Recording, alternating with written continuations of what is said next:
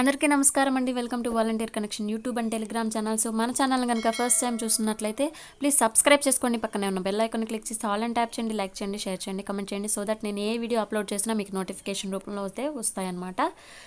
So టాపిక్లోకి అయితే వెళ్ళిపోదాం. సో మన మొబైల్లోనే మన ఓట్ కార్డ్ని మనమే అప్లై చేసుకోవచ్చండి. సో ఎలా అనేది ఫుల్ ప్రొసీజర్ అయితే వీడియో చివరి వరకు చూసేసి తెలుసుకోండి. సో ఇదైతే ఓటర్ హెల్ప్ లైన్ అనే యాప్ అండి. సో డిస్క్రిప్షన్లో అన్ని లింక్స్ అనేవి ప్రొవైడ్ చేస్తాను. సో ఓటర్ హెల్ప్ లైన్ అనే యాప్ని ఇన్స్టాల్ చేసుకుని ఓపెన్ చేసుకున్న తర్వాత మీరు న్యూ యూజర్ కనుక అయితే రిజిస్టర్ చేసుకోవాలన్నమాట మొబైల్ నెంబర్తో. మొబైల్ నెంబర్ ఇచ్చేసి సెండ్ ఓటీపీ అని ఉంది కదా ఇక్కడ. సో అది క్లిక్ చేసి వెరిఫై చేసుకోవాల్సి ఉంటుంది. వెరిఫై చేసుకున్న తర్వాత ఇక్కడ ఈమెయిల్ ఎపిక్ నెంబర్ అంటే మన ఓటర్ ఐడి నెంబర్ అనమాట. సో అది పాస్వర్డ్ అనేది సెట్ చేసుకోవాల్సి ఉంటుంది. అలాగే మీరు పెట్టిన పాస్వర్డ్ కన్ఫర్మ్ చేసుకోవాల్సి ఉంటుంది అనమాట. సో పాస్వర్డ్ అట్లీస్ట్ 6 క్యారెక్టర్స్ అయితే ఉండాలి. అది కూడా నంబర్స్ ఉండాలి, ఆల్ఫాబెట్స్ ఉండాలి, స్పెషల్ క్యారెక్టర్స్ అంటే యాంపర్సెంట్, $, ఇవి ఉండాలన్నమాట. సో ఇంకా చాలా ఉన్నాయి కదా స్పెషల్ క్యారెక్టర్స్. సో వాటిని బట్టి మీరు పాస్వర్డ్ అనేది సెట్ చేసుకొని సబ్మిట్ చేయాల్సి ఉంటుంది. సో సబ్మిట్ చేసిన తర్వాత డైరెక్ట్గా మొబైల్ నెంబర్ పాస్వర్డ్తో లాగిన్ అయిన తర్వాత ఇక్కడ ఫామ్స్ అని ఉంది కదా. సో ఇక్కడ ఫామ్స్ దగ్గర క్లిక్ చేసిన తర్వాత అప్లై ఆన్లైన్ దగ్గర క్లిక్ చేయాల్సి ఉంటుంది. తర్వాత న్యూ ఓటర్ కార్డ్ రిజిస్ట్రేషన్ అని ఉంది కదా. సో అక్కడ క్లిక్ చేసిన తర్వాత మీకు 6 స్టెప్స్లో అయితే మీరు ఓటర్ అప్లై చేసుకోవచ్చు. సో ఫస్ట్ స్టెప్లో అయితే స్టేట్, డిస్ట్రిక్ట్, అసెంబ్లీ అంటే రూరల్, అర్బన్ అనేది ఇచ్చేసి నెక్స్ట్ మీద క్లిక్ చేయాలి. ఆ తర్వాత సెకండ్ స్టెప్కి వెళ్తాము. సెకండ్ స్టెప్లో నేమ్ ఆఫ్ ద అప్లికెంట్ అని నేమ్ ఎంటర్ చేస్తాము. తర్వాత తెలుగులో వస్తుంది. సర్నేమ్ ఇవ్వాలంటే ఇంటి పేరు ఇవ్వాలి, అది కూడా తెలుగులో వస్తుంది. డేట్ ఆఫ్ బర్త్ ఇవ్వాలి. సో అలాగే ఈమెయిల్ ఉంటే ఈమెయిల్ ఇవ్వాలి, లేకపోతే మొబైల్ నెంబర్ కంపల్సరీగా ఇవ్వాలండి. సో నేను చూపిస్తాను మ్యాండేటరీ ఫీల్డా కాదా అనేది మొబైల్ నెంబరు. ఇక్కడైతే చూస్తున్నారు కదా, ఇంగ్లీష్లో ఉన్నవి ఎగ్జాక్ట్గా తెలుగులోకి మారినప్పుడు స్పెల్లింగ్ అనేది మారిపోతుంది తెలుగులో. కాబట్టి మీ ఫోన్లో కనుక తెలుగు కీబోర్డ్ కనుక ఉంటే కరెక్ట్గా మీరు టైప్ చేయొచ్చు ఇక్కడ. సో ఈమెయిల్ ఉంటే ఈమెయిల్ ఇవ్వచ్చు. మొబైల్ నెంబర్ మాత్రం మ్యాండేటరీ అనమాట.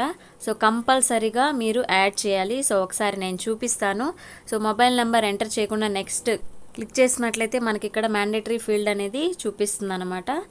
సో ఒకసారి చెక్ చేసుకోండి. మీ డిఓబి అయితే ఇస్తున్నాము. సో ఆవిడది జనవరి 1 అనేసి పెడుతున్నాం అనమాట. సో ఆవిడకి తెలియదు అని చెప్పారు కాబట్టి ఇలాగా అప్లై చేస్తున్నాము.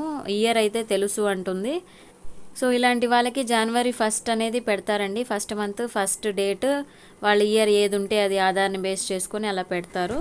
సో ఇక్కడైతే జెండర్ ఇచ్చేసాము. ఆ తర్వాత మొబైల్ నెంబర్ అనేది ఎంటర్ చేయకుండా నెక్స్ట్ మీద క్లిక్ చేసినట్లయితే సో ఇక్కడ మ్యాండేటరీ ఫీల్డ్ అనేసి చూపిస్తుంది కదా, కంపల్సరీగా మొబైల్ నెంబర్ అనేది ఎంటర్ చేయవలసి ఉంటుంది.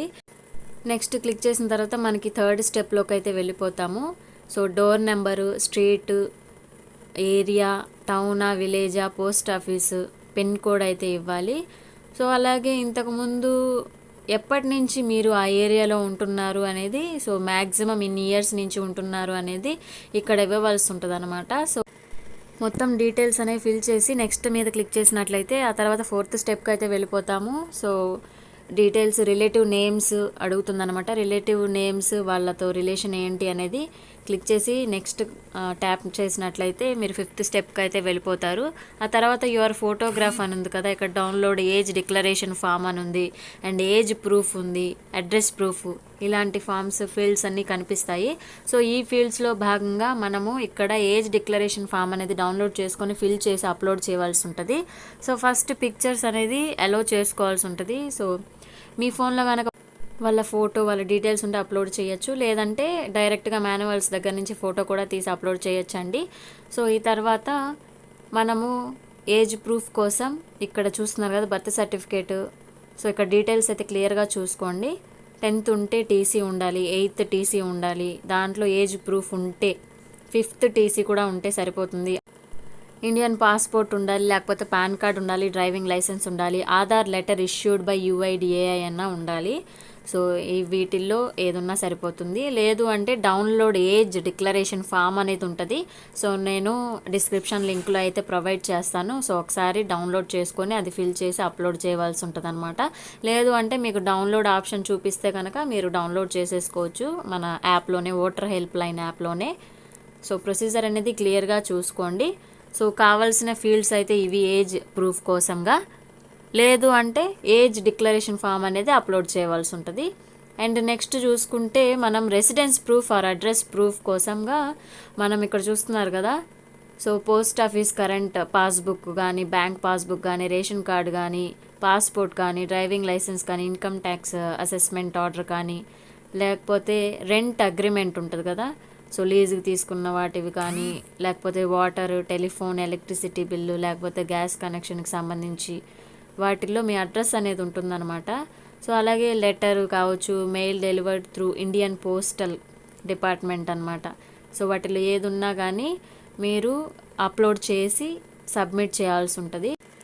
ఇక్కడ మనం ఏ ప్రూఫ్ అయితే పెట్టుంటామో అక్కడ ఏ టైప్ ఆఫ్ డాక్యుమెంట్ మీరు అప్లోడ్ చేశారో దాన్ని చూస్ చేసుకోవాల్సి ఉంటుంది అనమాట.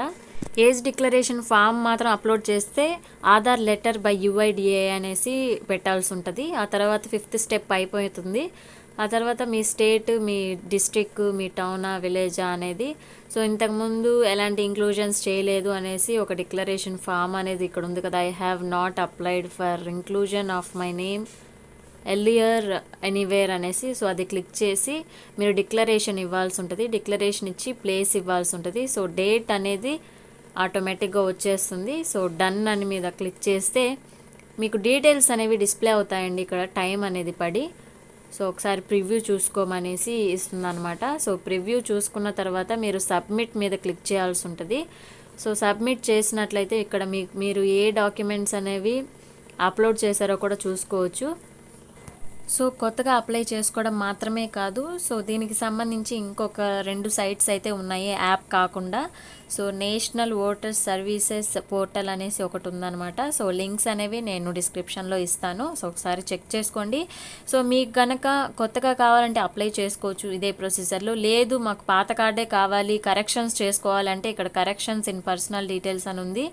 సో లేదు అంటే మైగ్రేషన్ చేసుకోవచ్చు అనమాట. ఒక ప్లేస్ నుంచి ఒక బూత్కి, అంటే ఒక ప్లేస్లో ఉండే బూత్ లెవెల్ నుంచి ఇంకొక ప్లేస్లో ఉండే బూత్కి మీరు ట్రాన్స్ఫర్ కూడా చేసుకోవచ్చు అనమాట. సో మైగ్రేట్ అయ్యే పీపుల్కి ఇది సహాయపడుతుంది. సో మీరు కొత్తగా అప్లై చేసుకున్న తర్వాత 1 వీక్ to 15 days అయితే పడుతుందన్నమాట కార్డ్ అనేది అప్రూవ్ కావడానికి. ఆ తర్వాత మీ దగ్గరలోని మీ ఏరియాలోని సచివాలయాలకు అయితే కార్డ్స్ పంపించడం జరుగుతుంది. ఇది ప్రొసీజర్ అనమాట. సో నేను మొబైల్లో చూపించాను, మీరు సిస్టంలో కూడా చేసుకోవచ్చు. 2 sites ఉన్నాయి, సిస్టంలో కూడా చేసుకోవచ్చు, ఫోన్లో కూడా చేసుకోవచ్చు, యాజ్ యువర్ విష్ అనమాట. సో మొబైల్లో యాప్లో అయితే మనకి కంఫర్ట్గా ఉంటుందని. అండ్ చదువుకున్న వాళ్ళకి ఏ డాక్యుమెంట్స్ కావాలి అంటే 10th TC కావాలండి, లేకపోతే బర్త్ సర్టిఫికేట్ కావాల్సి ఉంటుంది. And PAN, driving licence, passport ఉంటే సరిపోతుంది. ఒకవేళ చదువుకోని వాళ్ళకి సో మీకున్నటువంటి ఏజ్ డిక్లరేషన్ ఫామ్ అనేది డిస్క్రిప్షన్లో ఇచ్చాను కదా, సో అక్కడైతే డౌన్లోడ్ చేసుకుని అది అప్లోడ్ చేయవలసి ఉంటుంది ఏజ్కి సంబంధించి. సో అడ్రస్ ప్రూఫ్గా ration card, electricity bill, so చూసారు కదా ఇందాక చెప్పిన విధంగా. So I hope this is useful to you. So thank you for watching. Don't forget to like, share and comment. Thank you.